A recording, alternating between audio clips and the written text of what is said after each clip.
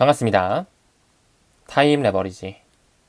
시간을 들여 막대한 수익으로 치워낸다. 새로운 하루가 밝았습니다. 확실히 아직까지는 겨울인 것 같아요. 굉장히 추운데요. 또 이 암호화폐 시장도 아직은 좀 꽁꽁 얼어 있습니다. 좀 날씨가 풀렸으면 좋겠고, 우리가 기다리고 있는 알트 시즌도 좀 왔으면 좋겠는데, 조급할수록 투자는 더 힘들어지는 거 잘 아시죠? 시간은 우리 곁에 있다라는 거 늘 기억해 주시고요. 금일도 함께 성장해 주심에 대단히 감사드립니다. 천천히 들어가 볼까요? 첫 번째 기사인데요. 글로벌 경제 혼란 속에서 암호화폐에게는 세대적 기회가 될 수 있다. 지금 현재 도널드 트럼프를 필두로 한 미국에서 세계 무역을 개편하기 위해 위협하고 있다. 최근까지만 하더라도 관세 정책을 통해 관세 전쟁이라는 워딩까지 나왔었죠.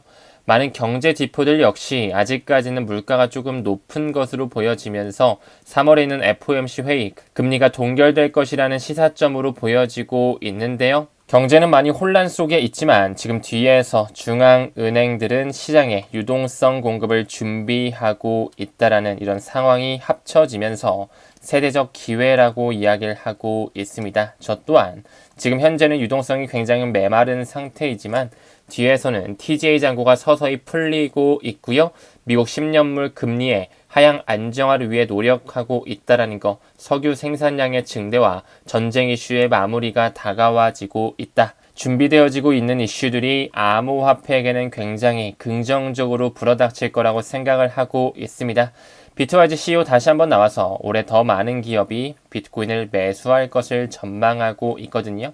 사실 많은 기업뿐만 아니라 국가 단위의 비트코인 매수 또한 있을 수가 있다. 얼마 전 체코 중앙은행 총재가 비트코인이 앞으로 외환 보유고의 포션의 5% 정도 가져갈 수 있게끔 토대를 마련할 것이라고 언급한 바가 있었죠. 앞으로 비트코인을 필두로 한 디지털 자산을 미국 정부에서 받아들이는 움직임을 보여지게 된다면 ETF에 대한 순유입도 증가가 될 것이고 자산 운용사들의 비트코인을 필두로 한 암호화폐 매수도 줄줄이 비엔나로 나올 것이고요. 법적 공방에 대한 규제 명확성 이미 따놓은 당상이라고 말씀을 드려왔습니다. 그 부분의 일환으로 미국 상무부 장관 하워드 러트닉이 이끌고 있는 하나의 투자 은행이자 헤지펀드죠. 이 캔터 피츠제랄드에서 지난해 4분기에만 10억 달러 정도의 마이크로 스트래티지, 최근에 스트래티지로 사명이 바뀌었죠. 주식을 매수했다라는 것. 이 말은 즉슨 비트코인을 직간접적으로 사들이고 있다.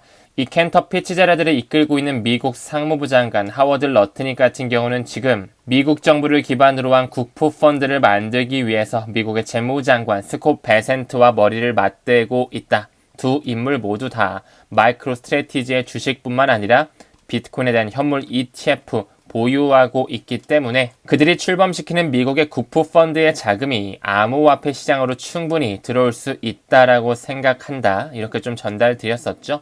또한 캘리포니아 교직원 연금이 있네요. 캘리포니아 스테이트 티처 리타이먼트 시스템이라고 하는데 지금 스트래티지에 거의 8,200만 달러 정도가 투자를 했다. 이제 슬슬 공무원의 그 교직원 연금 안에서도 암호화폐를 직간접적으로 투자하기 위해서 MSTR의 주식을 사들이고 있다는 것이 포착되고 있는 것이죠. 이제 슬슬 기관 투자자 잡자라고 하면서 시티를 비롯한 많은 글로벌 은행들이 블록체인을 받아들일 준비를 하고 있습니다. 트럼프의 행정명령 안에도 새로운 금융 시스템을 만들기 위해 블록체인을 도입할 것이다. 분산 원장 기술을 통해 굉장히 빠르고 효율적인 가치 이동 시스템을 만들 것이라고 말을 했는데요. 하나의 코인이 좀 떠오르는 것 같습니다. 시간은 우리 곁에 있다는 거 다시 한번 좀 강조드리고 싶고요. 그 비트와이즈 임원들이 이야기했던 것처럼 정말 미국에서 벌써 20개가 넘어가는 주정부의 비트코인 비축을 추진하는 움직임이 나오고 있는데 정말 기사에서 나오는 것처럼 미국의 주정부에서 비트코인을 받아들인다면 230억 달러 이상 투자가 유치될 수 있다는 것. 지금 현재 유타주의 움직임이 굉장히 빠르다라고 말씀을 드렸죠. 하원은 이미 통과를 했고요. 이제 상원의 서명도 얼마 안 남았으며 그 이후에 주지사만 오케이를 하게 되면 미국 주정부에서도 비트코인을 받아들이게 된다. 유동성 공급에 대한 시작점, 분수령이 될 수 있고요. FTX 채권자 상환 일정 또한 이제 머지 않았네요. 미국 시간 기준으로 2월 18일 조만간 유동성이 공급될 수 있는 타임라인이 가동되게 됩니다. 길게 봤을 때는 3월 4일까지 연장이 될 수 있다는 거 알고 계시죠? 최대 22조 원이 들어올 수 있다는 가능성 충분히 열면서 암호화폐 시장이 어떻게 흘러가는지 지켜봤으면 좋겠습니다. 또한 일본의 메타플래닛 제2의 마이크로 스트래티지라고 불리우는 곳이죠. 어제를 기준으로 약 270개 정도 비트코인을 추가 매수했네요. 2월 17일 기준 지금 가지고 있는 비트코인의 수량 2030개가 넘어갑니다. 그들의 뒷배를 봤을 때 일본의 금권 세력뿐만 아니라 영국 정부의 헤지펀드와 미국의 자산운용사, 아메리칸 펀드와 인베스코의 막대한 자금이 들어가 있다라는 거. 이제 2025년 내에는 지금 2,000개 정도 가지고 있지만 1만 개를 목표로 가고 있습니다. 일본의 벤처 캐피탈사 메타플래닛 뒤에는 그들의 자금이 들어와 있기 때문에 마이크로 스트래티지, 그 스트래티지의 뒷배로는 그들의 자금이 들어와 있기 때문에 비트코인의 기관의 채택뿐만 아니라 국가 단위로의 채택도 앞으로 펼쳐질 수밖에 없다라고 생각합니다. 또한 일본의 메타플래닛의 경우 SBI 그룹과 손을 잡으면서 암호화폐에 대한 눈독을 조금 더 공격적으로 들이고 있다라는 거. 이 SBI 같은 경우는 리플과 굉장히 또 친화적으로 가고 있으며 최근에 주주들에게 보상으로 XRP를 주는 프로그램을 런칭했다라고 말씀을 드렸죠. 그 기타오 요시타카의 말이 정말로 구현이 되는지 안 되는지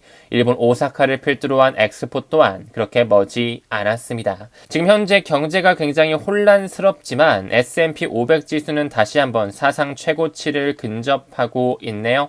아직까지는 미국의 나스닥, 미국의 주식시장과 코인 시장은 커플링 되어 있습니다. 암호화폐 하나만 안 갈까요? 곧 시장의 흐름이 전파가 되면서 훈풍이 불어올 것이라 보고 있고요. 이번 주에는 연준의 회의록과 제조업 지표가 주목되고 있는데 어떻게 또 그들이 지표를 내뿜게 되는지 여유있게 지켜봤으면 좋겠습니다. 아직까지 암호화폐 시장은 좀 횡보하면서 미온적인 하강을 보여주고 있습니다. 지지부진한 흐름을 보여줘서 사실 개인 투자자 입장에서는 조금 지치기도 하고 재미가 없죠. 혹시나 이번에는 미국이 유럽연합, 이 EU 쪽을 타겟팅하면서 관세 정책을 한 번 더 펼치지는 않을까 긴장이 고조화되고 있는데요. 앞으로 도널드 트럼프의 발언, 시장의 주요 변수로 작용될 수 있다라는 것 참고만 해주셨으면 좋겠고요. 이미 관세 정책은 지나가는 과정, 이미 시장 또한 적응을 했고요. 우리 또한 2017년에 트럼프 1기 행정부의 역사적 패턴을 미루어 본다면 하나의 협상 카드에 불과하다라는 것. 결국에는 어느 정도 내고가 이루어지면서 글로벌 유동성 장세가 펼쳐질 거라 생각을 하고 있고 중국 시장의 암호화폐 시장 개방 그렇게 머지 않았다라고 생각을 합니다. 또한 크립토 차르 부서 황제라고 일컬어지는 데이비드 삭스 잘 알고 계시죠? 곧 몇 가지 중대 발표를 예정 짓고 있다.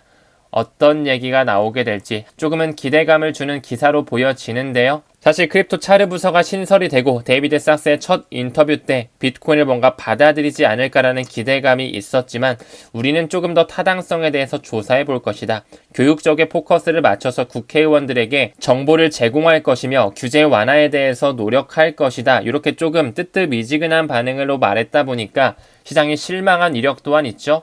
이번엔 또 몇 가지 중대 발표가 예정돼 있다고 하는데 이번엔 진짜로 좀 믿어도 되는지 이 또한 우리가 너무 일일비할 필요 없고요. 어차피 확정된 미래이기 때문에 여유있게 받아들여 주셨으면 좋겠습니다. 최근에 리플의 공식 홈페이지는 약간의 리뉴얼이 됐죠. 국경 간 결제와 스테이블 코인을 강화하고 커스터디 사업까지 영역을 확장하고 있었는데 이 CBDC에 대해서는 지금 현재 리뉴얼이 되면서 공식 홈페이지에는 사라져 있는데요.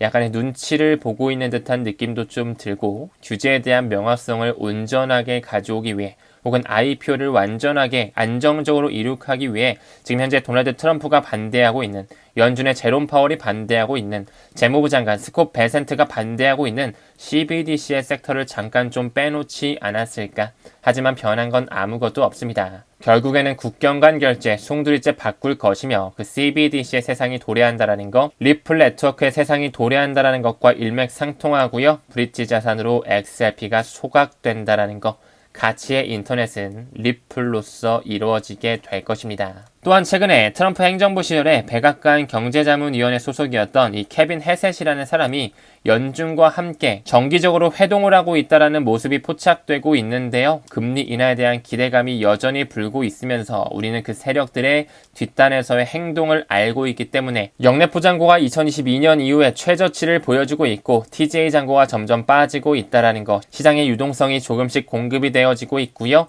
3월 19일에 있는 FOMC 회의, 아직까지는 금리 동결 스탠스를 보여주죠. 하지만 앞으로 어떻게 태세가 전환이 되면서 기대감으로써 시장에 훈풍이 불어오게 될지는 고무적으로 바라볼 필요가 있습니다.